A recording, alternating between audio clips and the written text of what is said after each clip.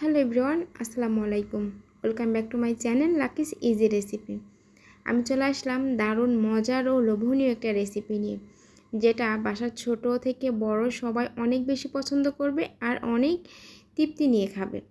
আর চলে আসলাম, আজকে আমি নুডলস রান্না করে দেখাবো। আর এই নুডলসটা রান্না করব একটু স্পেশাল করে। তার জন্য এখানে আমি 2 প্যাকেট থাই নুডলস নিয়ে নিয়েছি, আর সাথে মিষ্টার নুডলস নিয়ে নিয়েছি 2 প্যাকেট।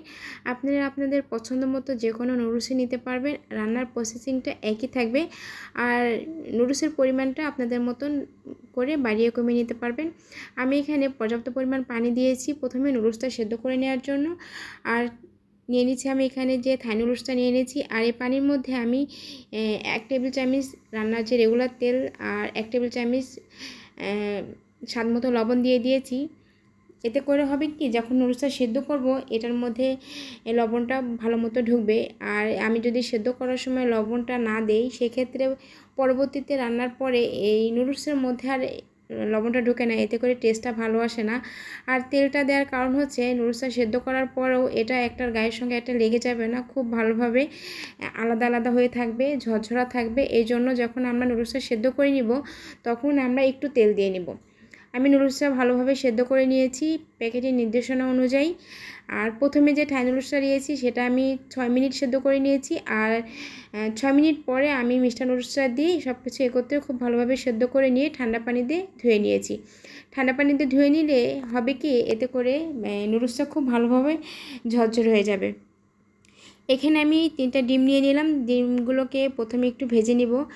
আর তার জন্য একটা প্যান বসিয়ে সামান্য পরিমাণ তেল দিয়ে ডিমগুলোকে ভেজে নেওয়ার জন্য তেল দিয়ে দিয়েছি। আর দিয়ে দিলাম সামান্য পরিমাণ লবণ। এখানে স্বাদ মতো লবণটা দিয়ে দিবেন। লবণটা দিয়ে আমি এটা একটু ভেজে নিচ্ছি। এই ডিমটা খুব বেশি কড়া করে বা লালচে করে ভাজা যাবে না, হালকা একটু সফট হয়ে ভিতরে একটু ডিমের ভাজার মধ্যে একটু জুসি থাকবে, ঠিক ওরকম করে। এখানে আমি সসেজ নিয়ে নিয়েছি, আর সসেজের পরিমাণটা আপনারা আপনাদের পছন্দ মতো কম বেশি করে নিতে পারবেন। এখানে আমি 1 কাপ পরিমাণ সসেজ নিয়ে নিয়েছি, আর এগুলোকে আমি ওই তেলেই হালকা একটু ভেজে নিচ্ছি। এই সসেজটা হালকা একটু ভেজে নিলে এটা খেতে একটু বেশি মজা লাগে, তবে এটা না ভেজেও কিন্তু পরবর্তীতে অ্যাড করে দেওয়া যায়। আর একটু ভেজে নিলে টেস্টটা অনেক বেশি ভালো আসে। আমি এখন ওই প্যানের মধ্যেই বাকি রান্নাটা করে নিব। আর যেহেতু আগে থেকে নুডলসটা সেদ্ধ করে নিয়েছি, এখন আমি নুডলসটা রান্না করতে চলে গেলাম। দিয়ে দিলাম এখানে পরিমাণ মতন তেল। এখন দিয়ে দিচ্ছি আমি এখানে আদা আর রসুন কুচি 1.5 টেবিল চামচ। আর এখানে আদা আর রসুন কুচি দেওয়ার ফলে এর টেস্টটা কিন্তু অনেক ভালো আসে যখন আপনি নুডলসটা খাবেন। আর এই যে আদা রসুন কুচি যে ভাজাটা আপনার দাঁতের নিচে পড়বে, তখন এটার টেস্টটা কিন্তু অনেক ভালো আসে। অবশ্যই চেষ্টা করবেন এই তেলের মধ্যে আদা রসুনটা একটু গোল্ডেন ব্রাউন কালার করে ভেজে নেওয়ার জন্য। আমি আদা আর রসুনগুলো গোল্ডেন করে ভেজে নিয়ে দিয়ে দিলাম 1 কাপ পরিমাণ পেঁয়াজ। পেঁয়াজগুলোকে আমি হালকা একটু করে ভেজে নেব, একদম ব্রাউন কালার করে ভেজে নেব না। যখন একটু কালারটা চেঞ্জ হয়ে আসবে ঠিক ওই পর্যায়ে আমি দিয়ে দিচ্ছি কাঁচামরিচ কুচি। আর কাঁচামরিচ কুচিটা আপনারা আপনাদের পছন্দ মতো বাড়িয়ে কমিয়ে নিতে পারবেন। আর যদি বাচ্চাদের জন্য রান্না করেন সেক্ষেত্রে কাঁচামরিচটা আপনারা স্কিপ করবেন। আমি যেহেতু ফ্যামিলি সবার জন্য রান্না করছি আর একটু স্পাইসি করে রান্না করব, এই জন্য কাঁচামরিচটা দিয়েছি। আর আমি আমার পরিমাণ মতো একটু বেশি দিয়েছি, তবে আপনারা আপনাদের টেস্ট অনুযায়ী বাড়িয়ে কমিয়ে নিতে পারবেন। নিয়ে নিলাম আমি 1/2 চা চামচ গোলমরিচের গুঁড়া, তবে এখানে সাদা গোলমরিচের গুঁড়াটাও দিতে পারবেন। আমি এখানে কালো গোলমরিচ গুঁড়োটা দিয়ে দিয়েছি। এখন দিয়ে দিলাম আমি 1 টেবিল চামচ সয়া সস, আর দিয়ে দিচ্ছি 1.5 টেবিল চামচ টমেটো সস। এই সসগুলো খুব ভালোভাবে আমি এই যে আদা রসুন কুচি, পেঁয়াজ, কাঁচামরিচ সব কিছু একত্রে খুব ভালোভাবে মিশিয়ে নিচ্ছি। আর এখানে যেহেতু আমি সস অ্যাড করেছি, সেই ক্ষেত্রে আর নুডলসটাও সেদ্ধ করার সময় একটু লবণ দিয়ে দিয়েছি। এই জন্য এখানে লবণ অ্যাড করাতে একটু টেস্ট করে তারপর লবণটা অ্যাড করবেন, কারণ সসের মধ্যে যথেষ্ট পরিমাণ লবণ থাকে। এখানে আমি যে মিষ্টার নুডলসটা নিয়েছিলাম, ওখানে যে প্যাকেট ছিল মশলার প্যাকেট, সেই 2টা মশলার প্যাকেট আমি এখানে প্রথমে দিয়ে দিলাম। এই মশলার প্যাকেটটার যে মশলাটা থাকে এটা দেওয়ার কারণে কিন্তু এটা টেস্টটা অনেক ভালো আসে। আমি এই মশলাটা যখন কষিয়ে নিচ্ছি বা ভেজে নিচ্ছি, তখনই মশলার প্যাকেটটা এখানে দিয়ে দিলাম। আর এখন দিয়ে দিচ্ছি আগে থেকে যে নুডলসটা সেদ্ধ করে রেখেছিলাম সেটা দিয়ে এখন সব কিছু একত্রে খুব ভালোভাবে মিশিয়ে নিতে হবে। আর এটা খুব ভালোভাবে মিশিয়ে নিতে হবে, কেননা এটা যেন দেখতে হবে যে এই মশলাটা খুব ভালোভাবে সব নুডলসের সঙ্গে খুব ভালোভাবে মিশে গিয়েছে। এতে করে কিন্তু নুডলসটা খেতে অনেক বেশি ভালো লাগবে। আর এখন আমি দিয়ে দিব আগে যে ডিম আর সসেজ ভেজে রেখেছিলাম সেটা। এখন এগুলো দিয়ে সব কিছু একত্রে খুব ভালোভাবে আমি মিশিয়ে নিব।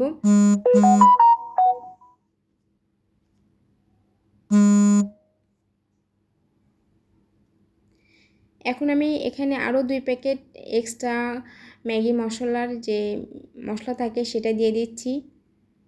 এতে করে টেস্টটা অনেক ভালো আসবে এজন্য। আর সসেসটা দেওয়ার জন্য আমাদের ঘরের ছোটো বাচ্চারা কিন্তু এটা অনেক বেশি পছন্দ করবে। আর যেহেতু এটা চিকেন সসেজ ছিল, এখানে আমি টেস্ট করে দিয়ে খেয়ে এখানে সামান্য পরিমাণটি লবণ অ্যাড করে দিলাম। তবে লবণটা আপনারা আপনাদের স্বাদ মতো বাড়িয়ে কমিয়ে নিতে পারবেন। লবণটা টেস্ট করে তারপরে লবণটা অ্যাড করবেন।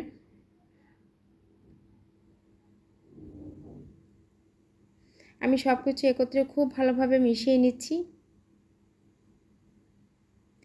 এখানে কেউ চাইলে ধনিয়া পাতা কুচিটা অ্যাড করে নিতে পারবেন, তবে আমি আজকে ধনিয়া পাতা কুচিটা দিব না। আমার কাছে ধনিয়া পাতা কুচি ছাড়া এমনিতে এটা খুব বেশি ভালো লাগে। তবে আপনারা কেউ যদি ধনিয়া পাতাটা খুব বেশি পছন্দ করেন সেক্ষেত্রে এখানে অ্যাড করে দিতে পারেন, তাদের কাছে অবশ্যই এটা ভালো লাগবে। এভাবে নুডলস রান্না করে সন্ধ্যা বা বিকেলের নাস্তায় বাচ্চাদের বা বাসার সবার জন্য রান্না করে নিতে পারেন।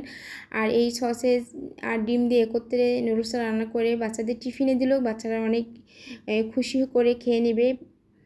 আর অনেক সময় বাচ্চাদের টিফিন দিলে বাচ্চারা টিফিনটা খেতে চায় না, তো মাঝে মাঝে একটু ডিফারেন্ট করে আমরা যদি টিফিনটা রেডি করে দেই তাহলে কিন্তু বাচ্চারা অনেক মজা করে এটা খেয়ে নেবে খুব আনন্দের সাথে। আমার আজকে নুডলস রান্নাটা হয়ে গেছে একদম কমপ্লিট।